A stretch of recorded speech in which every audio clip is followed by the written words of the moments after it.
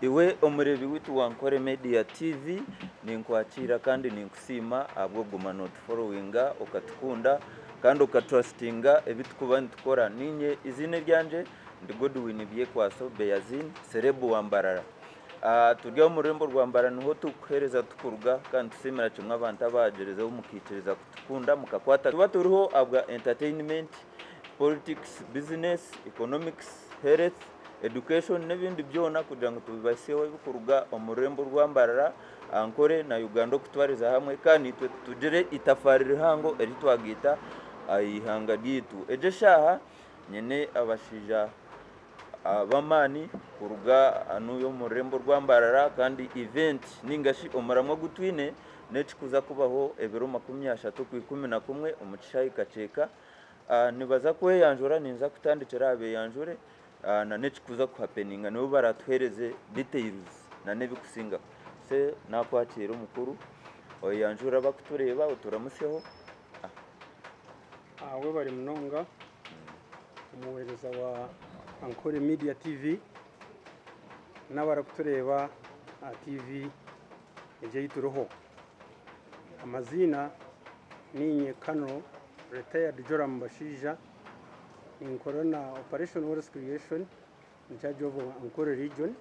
At the same time ngaraka ndaburinga nkaruza force commander wa Western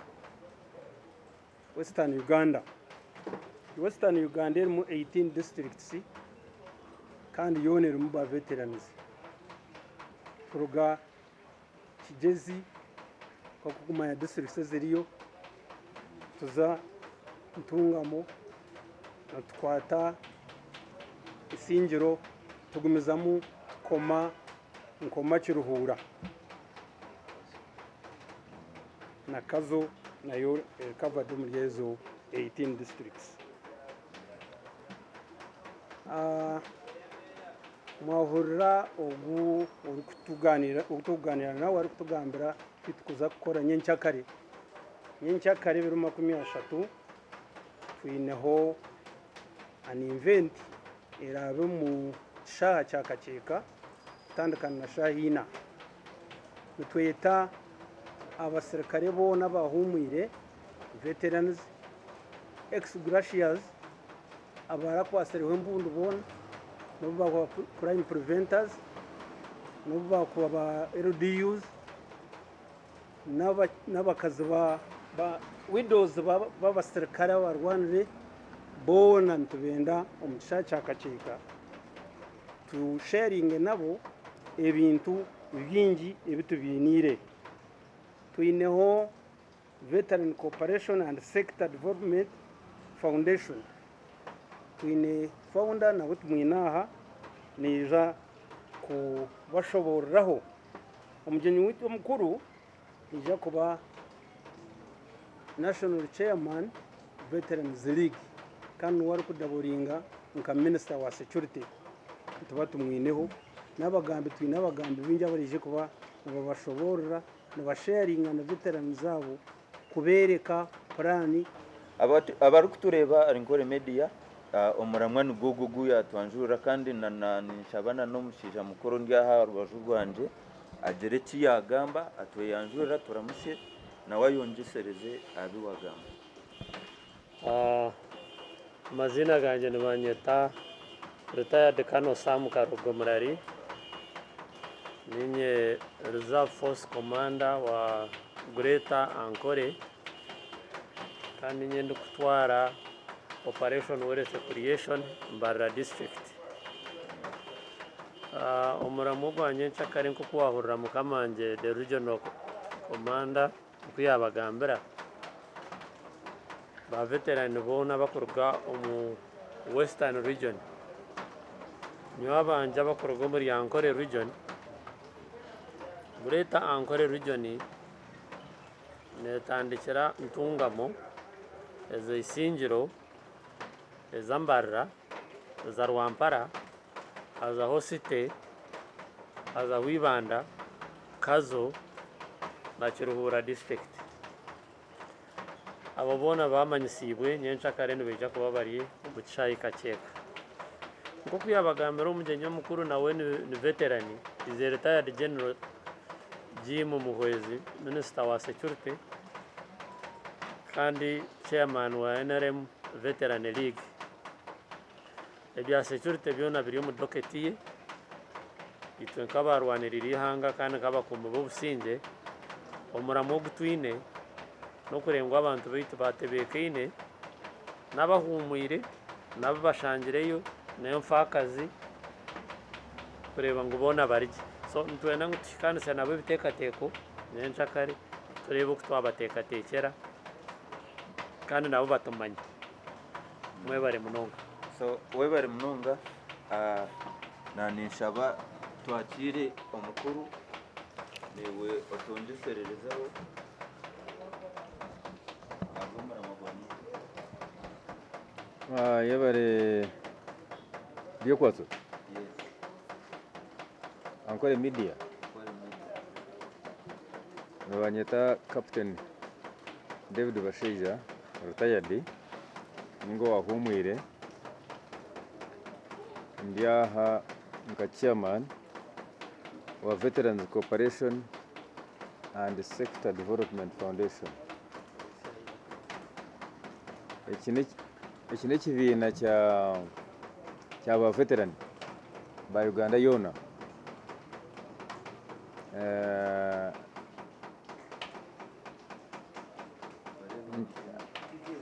Ndebe hariya ncyenda ngo mucyetegereze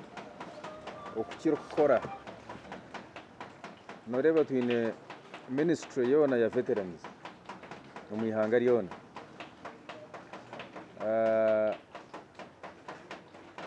konkabo nubakora aha nsonga za veteran abahumwire barinkahi nubatunge bashimiye kutunga government ebyo kubaheza nubatunga nubangahi nkebi konkito line ye nayo kushobora ito ntuza kushobora konka tushobora na ba veteran hariho nsonga habwenki iwe nkayimwe mutandika TV egi itutakwasa gitandika. So mbona ubwo murimo president yatwatse kureba ngo veterani yagira entasia yayo koreire atagihire mu government kwa kuri yo kuza China twareta containers 500 tuza kuzireta kwa kuri yo gukora ngutu tuza kuzikora kwa kuri yo kombeka amarwaro tuza gombeka kwa kuri yo kombeka hotel nkeje ya perkane ya mwamtu mwine ya twereza umwanya gwayo tuza kugyombeka. So president akagira ngo veterani arebe cyo ngo ine cyar kora kandi twije ko mariye cyo tuje kuza no mu security habo kuba iki kibina kine omukono ogundo mukono ogwo byo kwerinda ninga shogwa security guard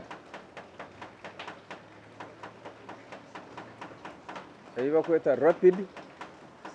veteran security services hata abo konkana kono business na kono kushubura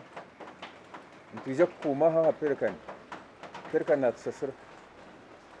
ntuje ko escorting ibintu bikoza South Sudan ko president yaragiri convoy ya truck ya motoka 500 ebikorwa Kenya n'ebikorwa mu Uganda ntuza ku escorting abyane butware by'amaguzi kwiye abashubuzani batusasura na government netusasura ntuje ko escorting abandi abarukuza Kongo abakwitira mu muhanda tubakigaruka kubaita abashubuzani baza kutusasura manto tuko turi business twashikire South Sudan government ya South Sudan yatwikiza no kuzo mining okutimba ubwege bwo mwitaka kabishubura yatwereza no kukuma actually South Sudan na Congo bakatwereza umurumo gwa veteran emtware ibiri kora ukumi ahiba kore nguto zabo ko habi za kuzikuma ya mashanyaraze gabo tuzagakuma muri kimwe cyo nazo kikuma. So umuhango mu buri kimwe cyone kwetenga kumwa omuntu oyine obumanyirivu tuza kuhakuma turiyo tugamba na government n'abamashanyarazi kubakumiraga line yabo y'amashanyarazi bakwiba bwashisha bwire turiyo tugamba na KCCA kudukumira tahuni yayo hata tuzagamba na government kutwikiriza tukakuma ibyaro nk'eginse cyute mukurra hata baba kairo gumurimo eginse cyute nebeta kigarukamo ahabo kuba buri cyaro kine veteran namanye kiri kugenda mu maisha nkije kutorovera so president hata twere no murimo gukuma line y'amashita erukorgaho mu Uganda kuza Tanzania kandi yagigambira na president wa Tanzania atotata mabawe abanje no baragikume so tuza koroga umurimo nago konkwito tuba yo business ejemyara ya Kampala amanyamezi gagera gata amanye orurubona no butafayo nitwe tujya kukikora ejemyara kugura imyara tuza kugikora so atogo nugo murimo ogu president yatomere akajya ngo atagaruka kureba veteran aha street ya Uganda ahe sente zero na tumugambe so nugo murimo ogundi gukora kandi ugwatureta webare munonga orukuture bare nkore media kandi tukirimu nibatushoborera abakuru abwomora magwanye nchakare kugira nti turebe ekiraze kwapeninga na bwacu nikibaho kandi taiza kubaho aba ba veterans kuba raheze kwijana baza kufuna muki bimwe babigambere bitubura bibyongera. Amazina ni nyetwa Meja Kyikongi ninkisavinga ninkoranka zone pensions office Mbarara zone iri coveringa districts Mbarara, Kiruhura, Mbarara city, Ibanda na Kazo. Umurimo muhango n'abahwezo nimba yambaho konka ejo ni sector ndizo inondizo gureta bushenyi nabo bagumene bambuza ari iki ecyango babagambya ngo no kwija nyensa karebero 30 kakeka